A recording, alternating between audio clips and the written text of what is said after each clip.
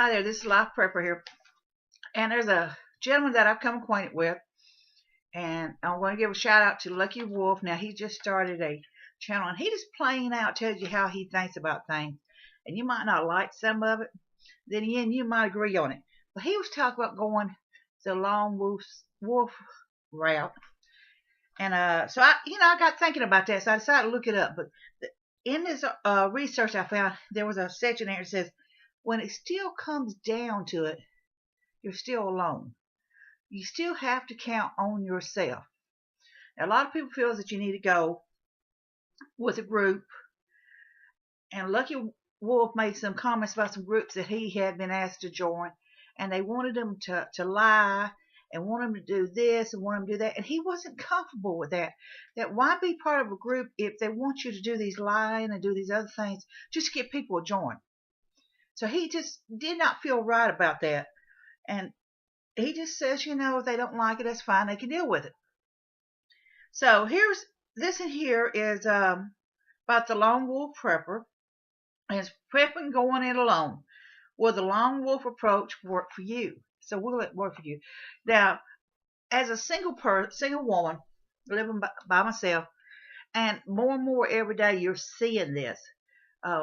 More and more people who are by themselves are prepping for themselves. Their kids are grown, or whatever reason, life changed for them. Something happened that woke them up, and they said, "You know what? I need to start putting some food up and preparing myself for things." Is any prepper totally ready? No. Will community work? Maybe. There's a good point and a bad point. It says here, some preppers like to think or even fantasize about going it alone when the world collapses. They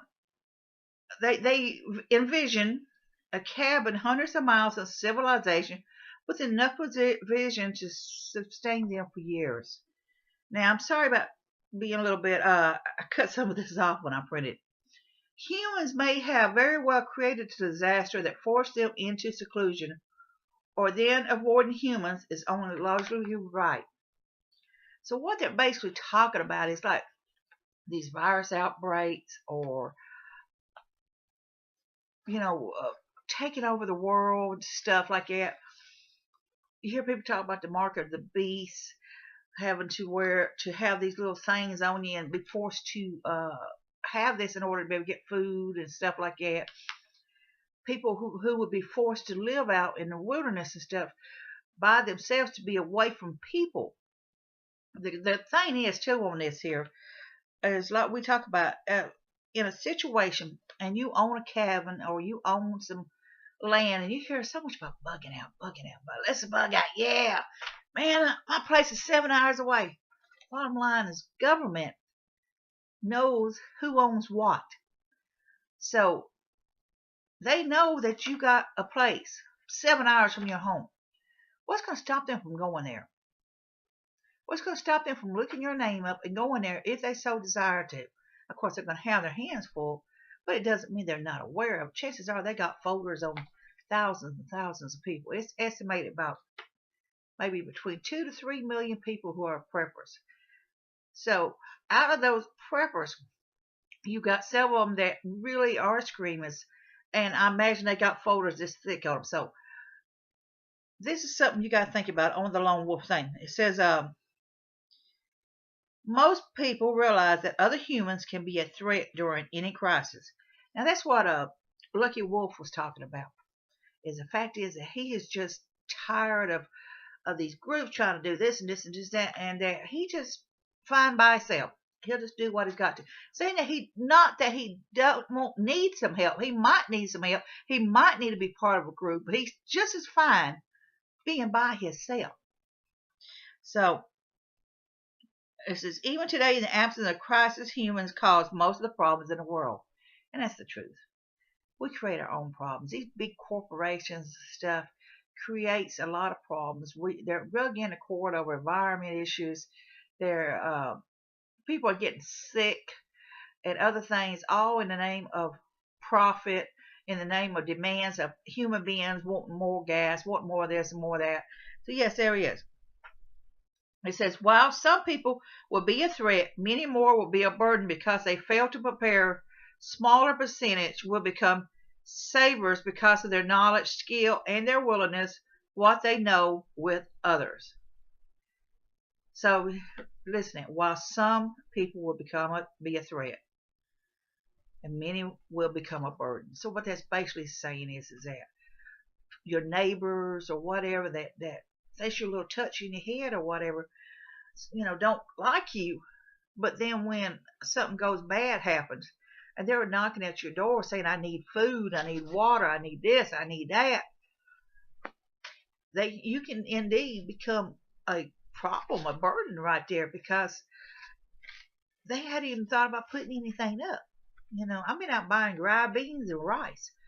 Dry beans is going to last a lot longer than a can of beans. And you can fix it outside on a create your fire, and you can cook it. You can fix you up a solar stove from using a tire and aluminum foil or whatever you got. You can make it from nothing.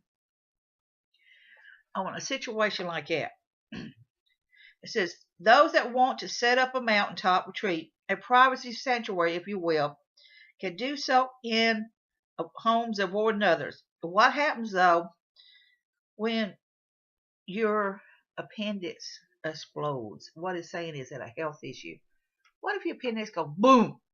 You're in pain. What are you gonna do? Or you break a leg. Dragging a deer back to the cabin, says.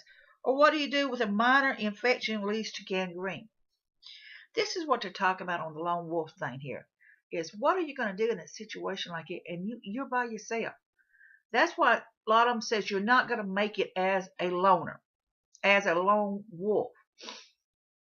But then again, if you have no choice in a situation, you have no choice but to be by yourself and live by yourself. You have to just tough it up and do what you got to do and take that chance, because same thing could happen to you. The gangrene, the infection, the appendicitis, all that could happen to you if you're with other people.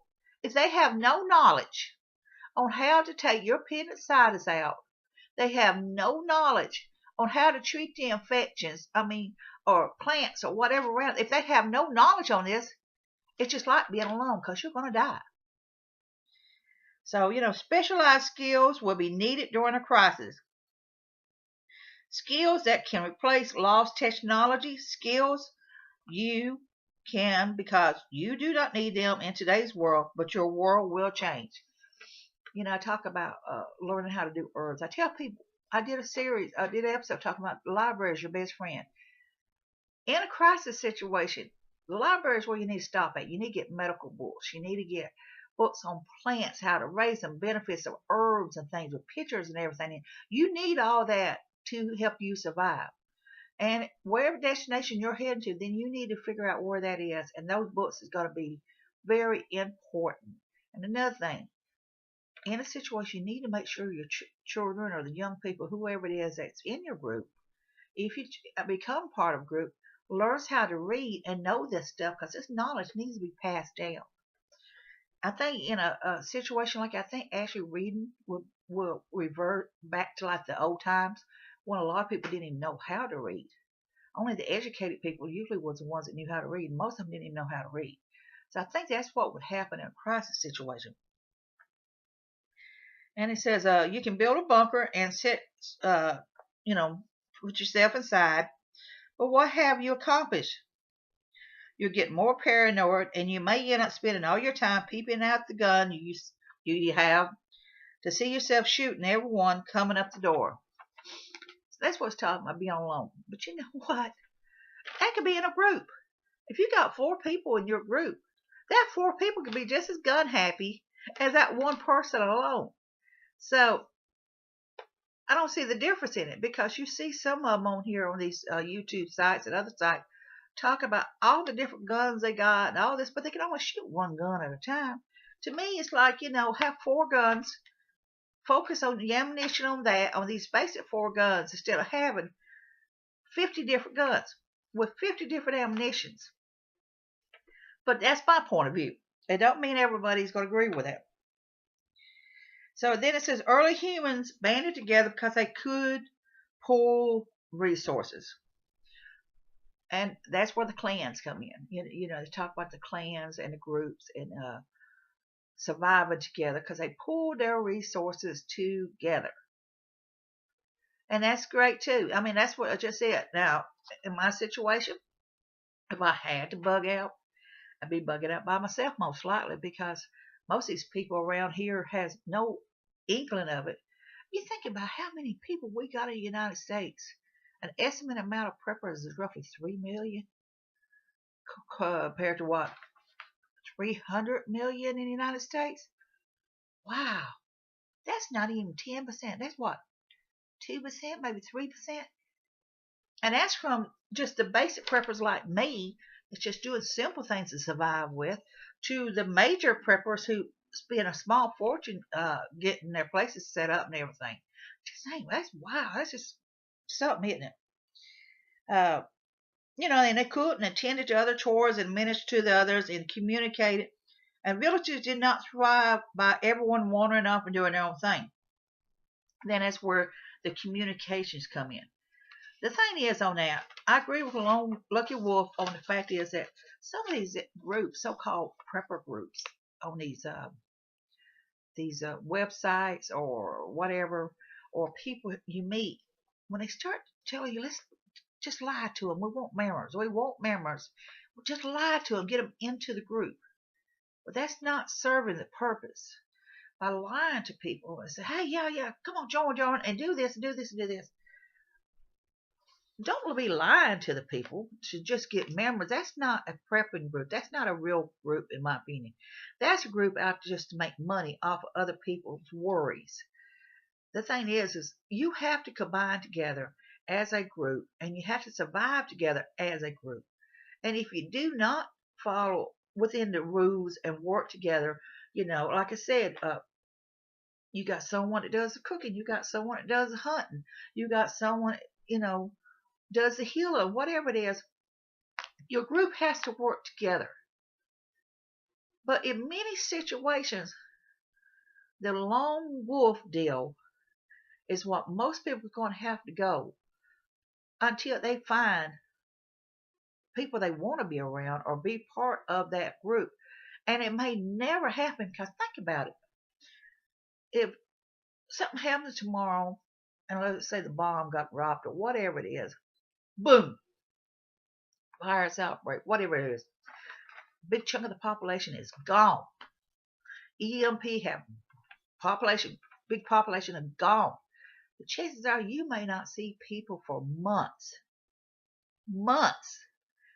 before you even come across another person. And you know what? That might not be so anyone come across, because some of these people are going to turn mean and nasty. Some of them's going to show their true colors. That preacher that you always thought a lot of, or that car salesman down the road that was always a good Joe, helping out the neighborhood all the time, helped your son out or your daughter out with the first car. Or maybe that insurance salesman that you go pay your insurance with. There could be a dark side of them. They could just turn pretty doggone nasty. So you have to think on some of this stuff. So I can understand why Lucky Wolf talk about the lone wolf deal and surviving on his own. And again, he agrees too that being part of a group is important if you feel that's your need. Surviving as a group is better, but it's choosing who you want to survive with has a lot to do with it. So, it says, and of course it talks about rules and everything like I've just said. The thing is, a lot of people think being a lone wolf is crazy, stupid, that you're not going to make it as an individual. You're not going to survive it. But the thing is, just like Lucky Wolf was talking about, the thing is that you've got to learn how to survive on your own first. A lot of these so-called preppers or whatever, or the couch potato preppers, as I did a video about it, basically are counting on other people to take care of them. They have not got any skills, have not got any knowledge, they don't even try to learn anything. One of my friends that I met, he said he's got a stack of papers this high. Um, he's a fireman here in Ohio. He talks about it. So they pick up walkie-talkies every chance they can get. The thing is that he knows knowledge is what's going to save his family. It's going to help him. So having all this information, having books and things is important. And of course, it's important to be part of a group if the group benefits one another. And that's the whole thing there too. Check out Lucky Wolf's station and listen to some of his talks. If you like Jimmy Rant and all that, and some of the other ones, you're going to like him too, because he just flat out down to earth, plain spoken. He don't care, if you like him or not. He just going to tell you how it is. So I agree with him on a lot of that stuff. And when it comes down to it, we're all going to be a lone wolf until we can find that group of people that we can trust. And we may never find that group of people we need in that situation. Just finding one other person can make a difference. And that time, if it happens, is when you need to set aside all your hate problems. You don't like this one because of color of skin. You don't like this one because they're gay. You don't like that one because they're bisexual. You don't like that one because they don't worship God the way you worship it. Or you don't like that because they don't believe in God at all. The point is, you got to set all that aside to survive and make it. You're going to have to set it aside. And you're going to have to find someone real here to work with, not someone that's going to cut your throat in the middle of the night and take what you got. So there's advantages being a lone wolf, and there's disadvantages of it. Point is, we're all going to have to take care of ourselves and be responsible for ourselves. The point is, you're going to have a companion eventually to help you survive. So, it's a hang if you do and a hang if you don't.